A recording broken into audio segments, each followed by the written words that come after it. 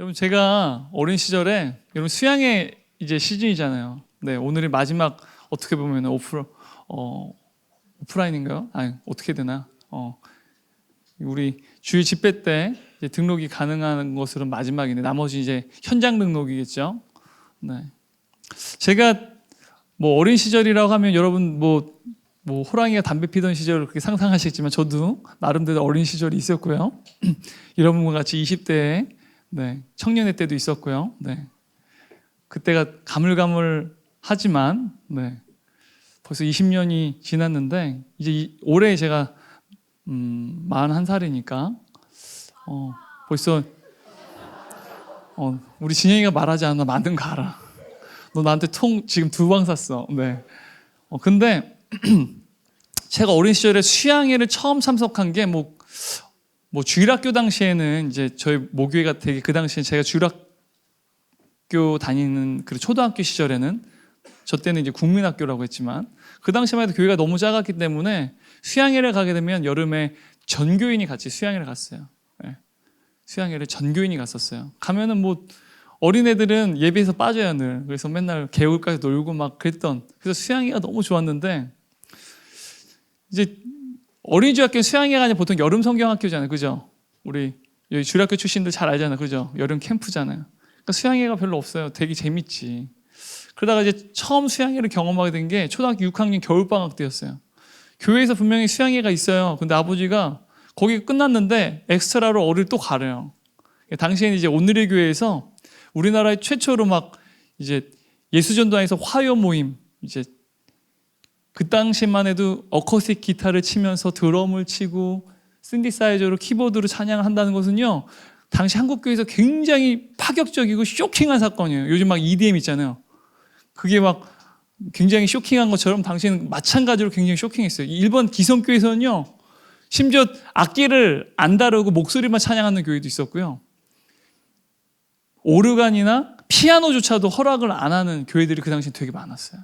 근데 드럼을 저 세속적인 악기 두두당당당 두두당당 이러는데 이거 어디 거룩한 주님의 존재를 찬양하는데 저런 도구를 사용해요. 그리고 막 일렉 기타 막 머리 치렁치렁 길어가지고 막 이러고 찬양 이거 어떻게 이런 악기를 주님을 찬양해요? 그러니까 당시에는 그랬단 말이에요. 여러분 되게 웃기죠, 그죠? 그 당시에는 이게요 굉장히 커다란 이슈 중에 하나였는데요. 예수전도단에서 화요 찬양 모임 때 이런 악기들을 가지고 찬양하는데 젊은이들이 어마어마하게 모이기 시작했어요. 그리고 그곳에서 또한 워십 리더로 섬겼던 분이 하스테만 선교사님이라는 분이 계세요. 그분이 이제 오늘의 교회 두란노라고 하는 이제 찬양대를 만드셨는데 두란노 이제 월십이라고 해가지고 목요 찬양 예배를 이제 서빙고에서 드렸거든요. 그 당시에 어마어마한 젊은이들이 그 목요일마다 오늘의 교회 가서 찬양을 했어요. 저도 기억나요. 어린 시절에 그 두란노 경배와 찬양 앨범이 나오잖아요. 그걸 늘 돈으로 사서 들었던 기억이 있어요.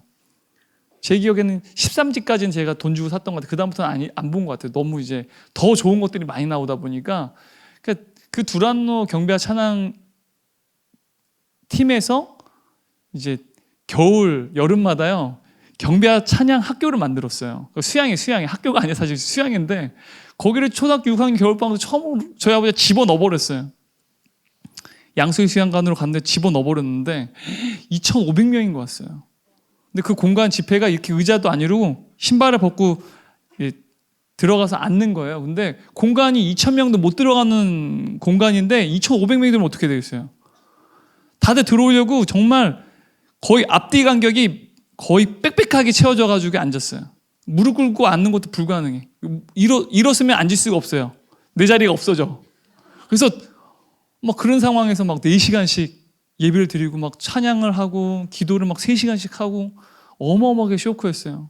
2,500명이 왔는데 식당이 하나밖에 없어요. 3시간 동안 저녁 식사 시간을 줬는데 그 추운 겨울에 배고파서 줄 서다가 막판에 제가 이제 식당에 들어갈 쯤인데 예배 시작했어요. 그래가지고 식당 샷다를 내려버리더니 나머지는 다 이제 집회실로 들어가래요.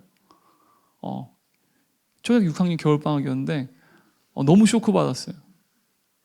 제 기억하는 첫 겨울 수양회가 그랬어요.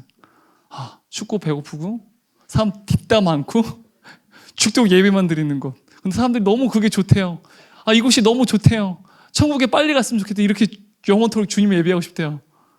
저는 정말 괴롭고 너무 그게 천국이라면 도망가고 싶었어요. 두 번째 여름이 되니까 또 저를 명지대학교에서 하는데 저를 또 보내시는 거예요. 그 당시에 우리 아버지가 무서우니까 이제 싫다고 하면 멱살에 잡히기 때문에 저는 되게 착한 사람이거든요. 힘 있는 사람에게는 무조건 약해요. 굉장히 착하죠, 그죠? 저는 굉장히 착합니다. 네. 저희 아버지가 저보다 키가 더 크시기 때문에 지금도 저보다 커요. 저희 아버지 맨날 나보다 너가 커서 나를 아래에서 내려다보는 건 참을 수가 없다.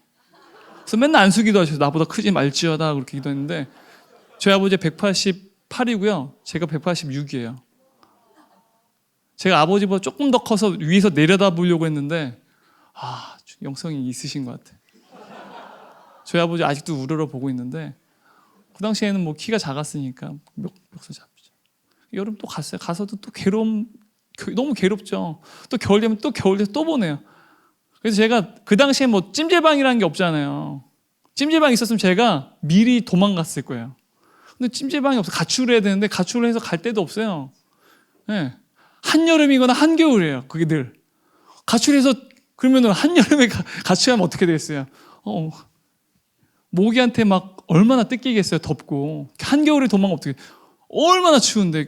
그러니까 무조건 가야 되는 거죠. 아버지가 용돈도 하나도 돈도 없이 땡전 한 푼 없이 늘 보내셨어요. 그렇게 중학교, 고등학교 매년 봄, 겨울, 여름, 겨울 늘 저를 이렇게 보내셨는데 어느 순간에 예배 속에서 주님 만났어요. 기억이 있어요. 그 전까지는 되게 괴로웠는데 어느 순간에 주님 만났어요. 아마 우리 이제 대학부 지체들도 여러분 우리 대학사부 선배들 통해서 저희가 설문조사를 하면요 예수님이 인격적으로 만나는 그 사건이 장소가 어디였냐를 질문하잖아요. 1위가 어딘지 아세요? 수양이에요. 수양이에요. 왜 수양일까요? 가장 많이 주님의 말씀을 듣고 기도할 수 있는 장소이기 때문에 그래요. 평상시에는요 여러분 우리가 주일 집회 때 말씀 들어봤자 얼마나 들어요? 기도해봤자 얼마나 기도해요? 찬양해봤자 얼마나 찬양합니까? 우리가 1년 내내 52주 주일날 여러분 52주 다 참석하는 분들도 이 중에서 제가 봤을 때는 얼마 안 될 것 같아요. 모두 참석하는 분들 띄엄띄엄 참석하는 분들이 있다면 회개하십시오. 근데 여러분 52주 다 참석해도요 수양인 만큼 시간이 안 나와요. 그만큼 농도 깊게 예배하고 기도하고 찬양하고 하는 말씀 듣고 함께 말씀으로 함께 성도가 혹은 여러분들 GBS에서 함께 말씀으로 교제 나누고 하는 시간들이요 그만큼 같이 힘들다는 거죠. 수양에는요 말씀에만 집중할 수 있는 시간이에요. 물론 여러분 핸드폰 가져가요. 저희가 어렸을 때는요 핸드폰 고등학생 때 이제 사용하기 시작했거든요. 저는 그런 걸 안 썼어요. 우선 가난해서 살 수가 없었고요. 그리고 저는 그런 게 되게 싫었어요. 문제아들, 날라리들이나 쓰는 게 핸드폰이었거든요. 당시에는. 저는 그런 게 너무 싫었어요. 날라리처럼 보이고 양아치로 보이는 게 너무 싫었어요. 그래서 그런 데 가면요 삐삐 핸드폰 다 뺏었어요. 수양회 때. 여러분 있을 수 없는 일이죠. 다 뺏었어요. 예배만 집중하라고. 그리고 끝나는 날 나눠줬어요. 그래서 저도 한동안 청소년 생활할 때 다 뺏었어요. 핸드폰 싹 다 뺏어버렸어요. 그리고 돌아간 날 줬어요. 그러니까 우선은 여러분 수양회 가면 여러분 스마트폰 뺏진 않아요. 하지만 그래도 여러분이 예배에 집중할 수 있고 기도에 집중할 수 있는 시간이 왜? 집이 아니기 때문에. 그리고 그곳에 가면 여러분들 일정에 맞춰져서 안 하면 TK들이 예배드릴 시간이 집회 시작 시간 5분 전입니다. 막 떠들고 막 땅땅땅 빨리 나가세요. 빨리 나가세요. 저 아픈데요? 그러면은 의료실에 가서 누워 계세요. 막 그러잖아요. 그죠? 그러니까 뭐 여러분 그 스케줄과 일정, 장소 여러분 마음대로 있을 수 없어요. 그러니까 여러분 자유롭지 않기 때문에 그 프로그램 속에서 스케줄대로 여러분 따르게끔 되는 거죠. 그 가운데 그 스케줄이 어때요? 거룩의 일정이잖아요. 그러니까 거룩한 일정에 따라 여러분이 하루하루를 사는 거죠. 그때 여러분이 주님을 만날 기회가 많다는 거죠. 그러니까 제가 여러분 염려되는 게 뭐냐면요. 전 다행히 저희 아버지가 목사님이에요. 우리 아버지는 저한테 무력으로도 은혜를 받게끔 하려고 무력을 사용해서라도 저로 하여금 거룩한 장소에 가게끔 하셨어요. 그러니까 저를 예수님이 인격적으로 만나기 전에 예수님이 인격적으로 만날 수 있도록 강건한 사람이 저에게는 있었어요. 저희 아버지죠. 진짜 무시무시하죠. 예배에서는요 절대 타협이 없어요. 저희 아버지는. 제가 얘기했잖아요. 막 농구대 몇 번 저희 우승했다고. 3대3 3on3 나이키도 당시에는 서울 경기는 다 서울 한강 둔치 이촌동에서만 시합이 있었어요. 1000팀이 넘게 하는데 저 8강까지 올라갔어요. 저희 팀이요. 근데 8강 올라간 날이요 제가 경기 못 갔어요. 왜요? 주일이었어요. 주일날은 전 못 가요. 절대로. 저희 아버지 주일날 제 예배 안 드리면 저는 그냥 집 나가야 돼요.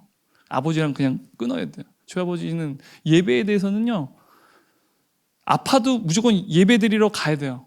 죽더라도 예배 드리다 죽어라요. 저희 아버지. 저희 집 교훈이 그래요. 드리더라도 예배 드리다가 죽어라. 그렇게 죽으면 순교래요. 순교. 교회에서 죽으면 순교래요. 그럼 천국 간다고. 저희 아버지 맨날 죽더라도 예배 드리다 죽으라고. 저희 어머니 아버지 맨날 입에 닳도록 말씀하시기. 저 귀에 못이 박히도록. 저도 그러다 보니까 저도 모르게 저희 애들한테 예배 드리다가 죽으라고 그래요. 저도 애들한테. 지금 초등학교 2학년 7살 4살인데 예배 드리다가 죽어 막 그러면 왜 죽어? 예배 드리고 살면 안 돼? 막 그러는데 저 제자훈련할 때도 막 예배 드리다가 죽으라고 막 저희 훈련생들한테 이런 얘기 너가 어디서 듣겠냐? 나만 할 수 있다. 내가 들었으니까. 근데 여러분 저는 그래 저희 아버지가 저를 강권했어요. 근데 여러분 수양에 분명한 사실은요 많은 여러분 선배들이 그곳에서 주님을 만났어요. 가장 많은 시간을 할애해서 주님께 기도하고 주님 앞에 나아가야 되는 그 시간을요 수양회로 사용했어요. 여러분 굉장히 여러분 바쁘잖아요. 분주하잖아요. 그죠? 취업을 준비하는 지체들도 있고 고시를 준비하는 지체들도 있어요. 또 이미 고시 결과가 나와서 원하지 않는 그 결과 때문에 지금 눈물을 흘리는 지체들도 있어요. 또 한편으로는 그 원하지 않는 결과 처음 한번 요번에는 처음이니까 한번 시험 삼아 어쨌든 도전한 거니까 내년이 올해가 진짜지. 그래서 힐링 여행을 가는 것을 계획하고 그리고 나서 이제 공부를 다시 시작하려고 아마 일정을 짜으신 분도 있을지도 모르겠어요. 근데 이제 제가 여러분들 한 가지 권면하고 싶은 것은요. 여러분을 위해서 그러한 시간들을 나름대로 잘 가져요. 잘 계획해요. 근데 왜 여러분의 진로, 여러분의 삶 너무 중요하잖아요. 그죠? 내 삶 전혀 중요하지 않아요? 맘대로 쓰세요. 그런 분 있어요, 여러분? 누구나 자기네 인생은요 소중해요. 누군가가 소중하게 여기지 않더라도요 내 인생은 너무 소중해요. 여러분의 계획 너무 소중하잖아요. 여러분의 시간 금싸라기잖아요. 돈과도 안 바꾸잖아요. 돈과 바꾸나? 근데 안 바꾸잖아요. 왜? 여러분의 인생이기 때문에. 너무 소중한 인생이기 때문에. 근데 그 소중한 인생 근데 여러분 자신을 위해서 마음껏 쓰고 있어요. 근데 그 소중한 인생을 위해서 여러분 하나님께 결단하고 기도하는 시간을 갖지 않는 게 저는 의아해요. 저는 한 해를 시작하고 취업을 준비하고 대학원을 준비하고 혹은 편입을 준비하고 또 수능을 보건 어떠한 중요한 진로의 결정이 올 한 해 있든 저희 세대나 저는요 기도원에 갔어요. 금식 기도했단 말이에요. 왜요? 중요한 결정을 해야 돼요. 그래서 주님께 먼저 물어봐야 돼요. 그리고 주님의 도움을 요청해야 돼요. 저는 힐링 여행이라는 사실을요 요즘 세대 여러분들에게 너무나도 흔하지만 저는 지금도 그런 것에 대해서는 공감이 잘 안 돼요. 물론 여러분 갈 수 있죠. 가지 말라는 게 아니에요. 하지만 중요한 결정을 하고 새로운 마음으로 시작하는데 왜 힐링 여행을 갔다 와야 되는지 저는 이해가 안 가요. 새로운 시작을 해야 되는데 어떻게 주님이 주시는 도움, 주님의 주시는 능력, 주님이 주신 지혜가 없이 어떻게 내가 다시 시작할 수 있어요? 여행 갔다 오면 여러분 정말 리프레시하고 새로운 삶으로 환경이 싹 다 바뀌어요? 갔다 오면 똑같잖아요. 그죠? 더 그게 그 현장의 고문 아니에요?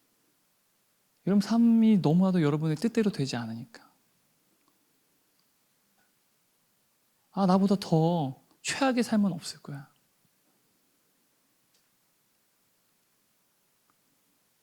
혹은 너무나 무료한 삶, 아무것도 기대할 게 없는 삶.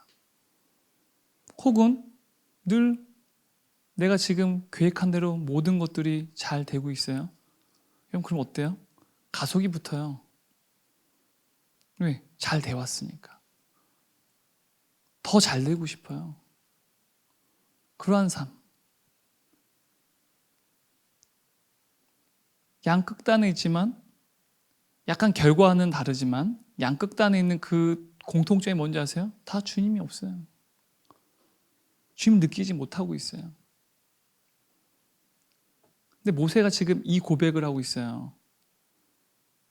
근데 여러분, 모세가 경험하고 있는 그 현장은요, 여러분과 흡사해요. 한번 신명기 1장 19절 말씀 읽어볼까요? 읽겠습니다. 우리 하나님 여호와께서 우리에게 명령하신 대로 우리가 호렙산을 떠나 너희가 보았던 그 크고 두려운 광야를 지나 아모리 족속의 산지길로 가데스 바네에 이른 때, 이 광야가요, 그 크고 두려운 광야래요. 살아있는 사람이 들어가게 되면요, 죽는 그곳, 그곳이 광야예요, 여러분. 생명체가 살 수 없는 곳. 300만이 넘는 어마어마한 민족이요, 지금 광야로 들어갔어요, 여러분. 그곳에 가면요, 여러분 삼국지를 본 분들 기억하실 것 같아요. 평지에 백성이 놓이게 되면요, 피할 곳이 없어요. 공격당하게 되면 어떻게 되는지 아세요? 다 죽임을 당해요. 떼죽음 당한다라는 거예요. 광야 한복판에 있어요. 평지에 있다라는 거죠. 그 백성이 군인이 아니잖아요. 어린아이도 있고요, 노인도 있어요, 여인들도 있어요. 여러분, 너무나도 취약한 백성이에요. 그리고 300만이라는 그 인원이, 광야는요, 아무것도 자라지 않는 곳이에요. 우기 때 잠깐 식물이 자라고 조금 꽃이 피다가요, 건기가 시작되면요, 죽은 땅, 생물이 살 수 없는 땅으로 변해요. 낮엔 너무 덥고요, 밤엔 너무나도 추워요. 인간이 살 수 없는 곳이라는 거예요. 근데 그곳 300만이 그곳에 있어요. 여러분, 그러면 그곳은 어떻게 되는 거예요? 죽으라는 거예요, 여러분. 죽으라는 겁니다. 인간이 광야로 도망갔다는 건요, 죽든지 살든지 죽을 확률이 높은 상황에 처했다라는 거예요. 여러분, 이러한 광야에 처했던 이스라엘 백성 어땠어요? 여러분, 다 읽지 않을게요. 지금 시간이 너무 없어서 사실 다 적어왔는데 시간이 없어. 여러분, 광야에 있는 이스라엘 백성이 하나님을 찬양하고 기뻐하고 늘 주님께 감사를 고백했나 하면 원망하고 불평하고 정죄하고 저주하고 모세를 막 죽이려고 했나요? 전자예요, 후자예요? 왜요? 왜 후자였을까요? 너무 힘드니까. 너무 삶이 불안정하니까. 매일마다 이동을 해야 돼요. 텐트를 접었고 다시 피고 접었다 피고, 너무나도 덥고 건조한 그 날씨에 사람이 살 수 없는 그곳에서요, 300만이 움직여요. 그 발걸음이 빨랐을까 느렸을까요? 천천히 느릿느릿 걸어가는 그 길. 걷기 시작하면 또 언제 그 걸음이 끝날지 잘 몰라요. 걷는 것도 무료하고 힘들고. 매일의 일상이 그랬어요. 얼마나 짜증이 났을까요? 이성을 잃을 만도 하잖아요. 물 마시는 거, 먹는 거 하나 다 마음대로 되지 않아요. 그런 상황 속에서 모세를 늘 원망하고 불평했어요. 하나님 향해 저주했어요. 그래서 어떻게 해요? 출애굽기 32장 보면요, 그들이 시내산 아래에서 금송아지를 만들어요. 그 하나님 싫다라는 거예요. 우리가 만든 이 금송아지가 우리를 구원한 하나님이라고 고백하는 거예요.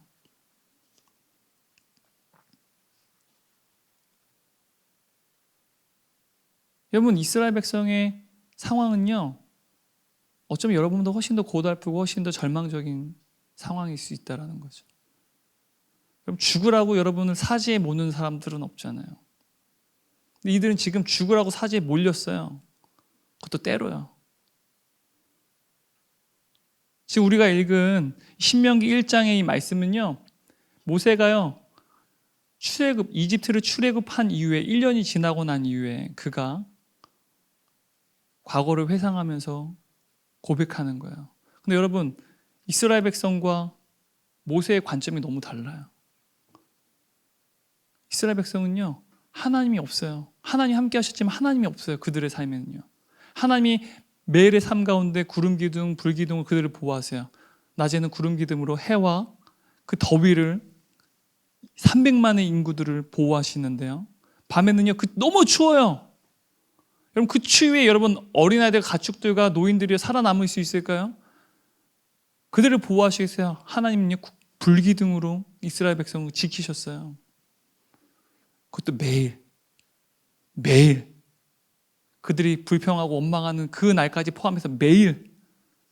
아마 그들의 발걸음은 늘 불평투성이었을 거예요. 근데 매일 주님은요, 그들을 보호하셨다라는 거예요. 근데 그들에게는 하나님이 없어요. 근데 모세는 뭐라고 고백해요? 하나님이 아버지처럼 나를 안으셨다.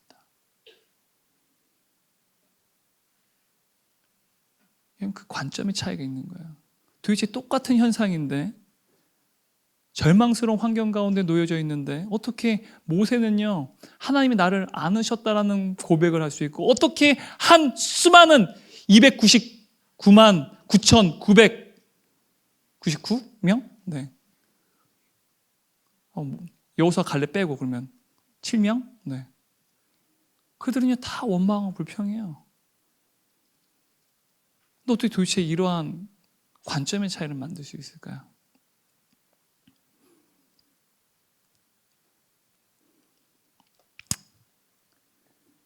민수기 11장을 보잖아요. 그 차이가 무엇 때문인지 우리가 좀 추측할 수 있어요.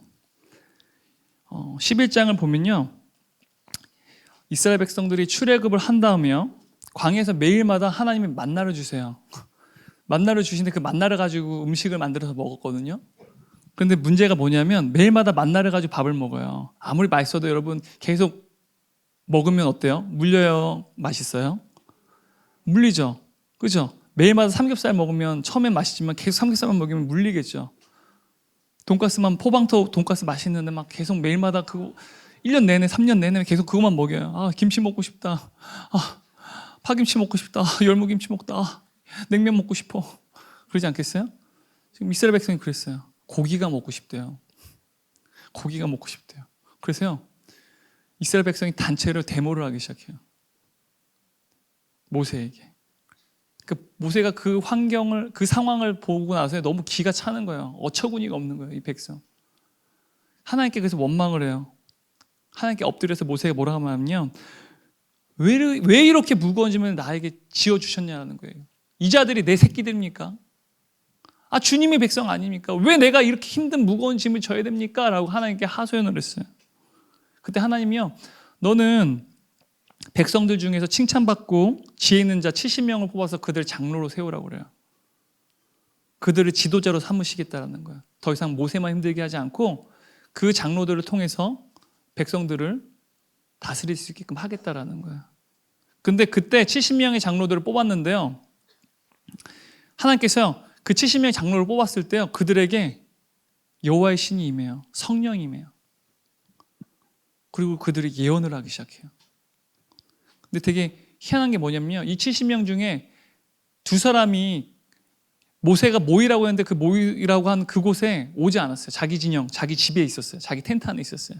그 사람 이름이 엘닷과 메다시한 사람이에요. 근데 그들도 그들 진영에 있었음에도 불구하고 그들에게 여호와의 신이 임했어요. 그래서 여호수아가요, 아니 괘씸하게 이 둘은 모세 선생님의 말씀에 순종하지 않는데 이들은 여호와의 신 임하지 않게 하라고, 이들은 빼라고 그렇게 부탁해요. 그런데 29절 말씀 보면요, 민수기 11장 29절 말씀 보면요, 현대인 성경에 한번 보여주실래요? 읽어볼게요. 그러나 모세는 그에게, 여호수아죠, 그에게 내가 나를 위해 그들을 시기하느냐, 나는 여호와의 모든 백성이 다 예언자가 되기를 바라며 여호와께서 그들에게 성령을 주시기 원하고 있다. 성령을 주시기 원한대요. 이들 70명뿐만 아니라 여호와의 백성 300만 모두가요, 성령이 임하기 원한다라는 거예요.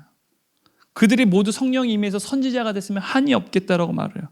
모세가 얼마나 답답했으면 이런 말을 했을까요? 모세의 바람은요, 모든 백성이 성령의 사람이 되는 게 꿈이었어요. 이스라엘 백성 모두가 성령의 사람 되는 것, 성령이 충만한 하나님의 사람들이 되는 것, 그것이 모세의 꿈이었다라는 거예요. 근데 안타깝게도 구약 시대는요, 이 모세의 바람이 이루어지지 않아요. 근데 언제 이루어졌을까요? 신약 시대. 하나님 그 독생자 예수 그리스도께서 이 땅에 오셨어요. 그분이 오시고 난 이후에 주님께서 이렇게 말씀하세요. 요한복음 14장 16절 말씀이에요. 읽겠습니다. 내가 아버지께 구하겠으니 그가 또 다른 보혜사를 너에게 주사 영원토록 너희와 함께 있게 하리니. 바로 예수 그리스도께서 오신 이후에 바로 모세의 바람이 이루어졌다는 거죠. 그래서 우리가 아까 민수기 11장에서 본 이 상황들, 또 오늘 우리가 신명기에서 본 이 상황들 속에서 우리가 모세의 고백을 통해서 하나님의 말씀 속에서 우리가 배울 수 있는 메시지가 뭐냐면요, 왜 모세가 그토록 성령 받기를 원했을까? 저도 여러분에게 여러분이 성령 받기를 원해요. 우리 안에 성령님 계시죠? 예수를 믿으면 우리 예수를 믿게끔 하시는 영, 예수의 영이 성령님이 우리 안에 계세요.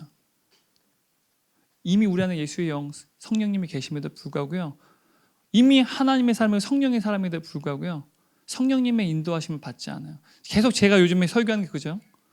육신의 생각, 육신의 일, 성령의 생각, 성령의 일. 여러분이 성령이 계시지만 여전히 육신의 일을 즐겨하고 육신의 생각을 하고.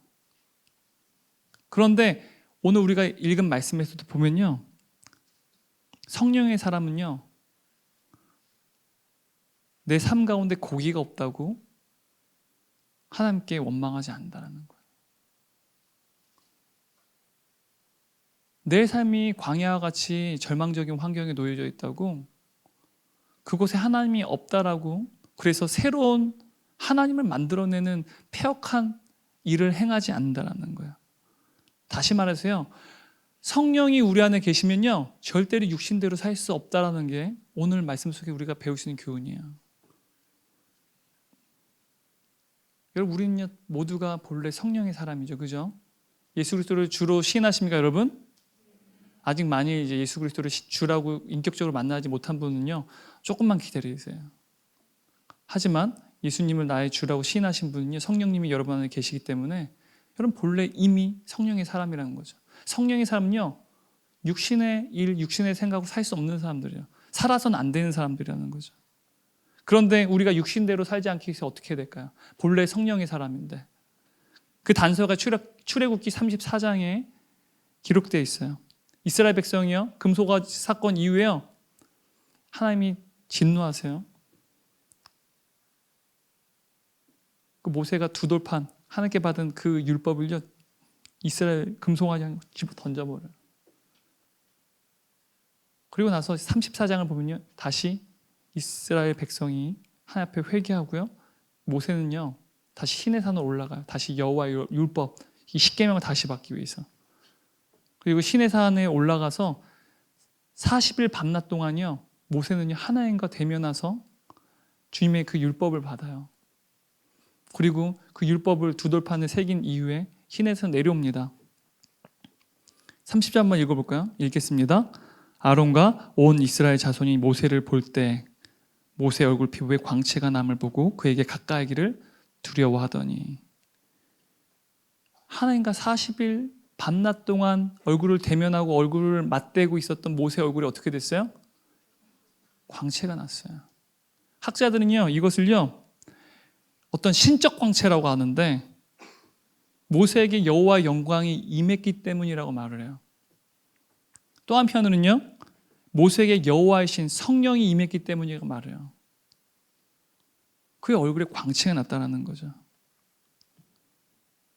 근데 분명한 사실은 어느 쪽이든 간에요, 그의 얼굴에 광채가 났다는 건 어떤 것들이든 간에 분명한 사실은 모세 얼굴에 신적인 광채의 원인은요, 모세가 40일 밤낮 동안 하나님과 얼굴을 맞대고 하나님의 말씀을 듣고 하나님의 말씀 두 돌판에 기록했다라는 거예요. 그때 그에게 그 얼굴에 광채가 났다는 거예요. 성령이 임했다는 거예요. 하나님의 영광이 임했다는 거죠. 우린 모세와 같이 이러한 성령의 사람이에요. 성령의 사람이야. 육신의 일과 육신의 생각을 쫓지 않고요. 내게 이루어진 나의 환경에 대해서 원망하고 고기가 없다고, 파가 없다고, 부추가 없다고 불평을 해요. 원망하죠. 근데 그게 아니라 어떻게 우리는 성령의 사람으로 살 수 있을까요? 성령의 사람으로 살기 위해서 필요한 것은요, 성령의 사람으로 살기 위해서 필요한 것이 무엇인지 아세요? 오늘 모세가 우리에게 보여준 거예요. 모세는 일정한 기간 동안 밤낮으로 하나님과 함께 있었어요. 얼굴과 얼굴을 맞댔어요. 그리고 하나님의 말씀을 들었어요. 그리고 하나님의 말씀을 기록했어요. 저는 그게 수양이라고 생각해요. 여러분, 이러한 시간이 여러분 가운데 있어요? 일정한 시간 동안 밤낮으로 하나님의 말씀을 듣고 그 하나님의 말씀을 여러분의 마음의 돌판에 새기고 기록하고. 그럼 본래 성령의 사람이잖아요. 근데 여러분, 성령의 사람으로 살고 있어요? 왜일까요? 하나님과의 마주함이 없기 때문에 그래요. 하나님의 말씀을 듣고 그 말씀이 여러분 마음 가운데 새기는 그 시간이 없기 때문에 그래요. 전 이 수양회가 여러분에게 그런 시간이라고 생각해요. 지금 외부에서, 사랑의 교회 대학부가 아닌 외부에서 지금 저희 수양회 강사님 소식이 알려져서 이번 수양회에 참석하는 사람들이 있어요. 여러분도 잘 모를 수 있어요. 근데 굉장히 유명하신 분이에요. 저도 이분 설교를 많이 듣고 많이 때로는 모방하기도 해요. 여러분들이 잘 아는 팀 켈러 목사님이 있다면 한국에는 이 목사님이 계세요. 여러분 잘 모를 수 있죠. 여러분 모른다고 해서, 유명하지 않다고 해서 능력이 없는 하나님의 종인 건 아니에요. 여러분 말고도 외부에서는 알고 온다라는 거예요. 근데 정작 여러분을 위해서 잔치를 열었는데 여러분이 안 오면 어떡해요? 그리고 여러분을 위해서 정말 사랑해서 여러분에게 강권하고 때로는 멱살을 잡고 너 가야 된다고 그렇게 말해주는 사람이 없어서 못 가면 어떡해요? 너무 슬픈 거 아닙니까? 여러분을 사랑하는 사람이 없는 건데. 리더들 정신 차리세요. 상황들 공감해주고 이해해주는 게 사랑하는 거 아니에요. 가장 중요한 것을 선택할 수 있게끔 하는 게 리더입니다. 죽기 살기로 너 안 가면 넌 죽는다. 너 기도해야 된다. 하나님 말씀 들어야 된다. 지금 가장 중요한 시기에 너 정말 하나님 말씀 듣고 기도하고 주님께 도움을 청해야 된다. 주님의 뜻하신 바가 무엇인지 물어봐야 된다. 그 얘기를 강권하는 게 사랑하는 거예요. 이번 수요일 날 우리 대학사부 많은 지혜들이 아직 등록하지 않았다면 함께 갔으면 좋겠어요. 기도하겠습니다. 하나님 아버지 감사합니다. 하나님, 우리의 삶이 마치 광야를 걷는 것처럼, 크고 두려운 광야를 걷는 것처럼 우리의 삶에는 많은 두려움과 불안과 불안정이 있습니다. 누군가는 그러한 불안과 두려움이 너무 커서 그 두려움과 불안이, 끊임없는 고통이 계속 지속되는 그 삶이 두려워서 살아낼 용기가 없다고 말하는 죄들이 있을 수 있습니다. 또 한편으로는 그 크고 두려운 광야 가운데 불안정하고, 한편으로는 여러 가지 상황들이 내 마음대로 되지 않지만 내가 살았던 방식 그대로 인간적인 의지와 결단으로 그 길을 걸어가는 지체들도 있습니다. 근데 그들 모두에게 하나님이 없습니다. 내가 하나님의 사랑이고 내 안에 성령님이 계심에도 불구하고 하나님이 없습니다. 하나님, 이 가운데 이러한 지체들이 가운데 있다면 주님, 오늘 이 말씀 속에서 수많은 이스라엘 백성은 고기가 없음과 그들의 환경에 대해서 불만하고 불평하고 원망하고 저주하고, 하나님이 그들과 함께하고 있음에도 불구하고 하나님을 제거해버리고 빼버린 삶을 살았지만, 유일한 한 명 모세는 그 크고 두려운 광야, 하지만 하나님께서 나를 안고 걸으셨다라고 말하는 그 고백, 그 모세의 고백이 우리의 고백이 되길 원합니다. 성령의 사람으로서 육신의 길과 육신의 생각을 좇는 것이 아니라 성령의 생각과 성령의 길을 쫓을 수 있도록 주여 우리에게 주님의 은혜를 주옵소서. 우리가 3박 4일이라는 그 기간 동안 밤낮으로 주님과 얼굴을 맞대고 주의 말씀을 듣고 찬양하고 기도하는 그 가운데 주님의 응답이 없을지라도 끝까지 그 자리를 내가 붙잡을 때, 또한 우리 리더들이 조언들을 사랑해 끝까지 권면하고 포기하지 않을 때 반드시 그들은 주님을 만날 것이고 주님의 영광을 맛보게 될 것이라는 걸 믿고, 이러한 은혜가 우리 대학사부 가운데 넘쳐날 수 있도록 도와주셔서 이 기도가 우리의 고백이 되고, 또한 이 기도를 주께서 응답해 주시리라 믿습니다. 이 모든 말씀 예수님의 이름으로 기도드렸습니다. 아멘.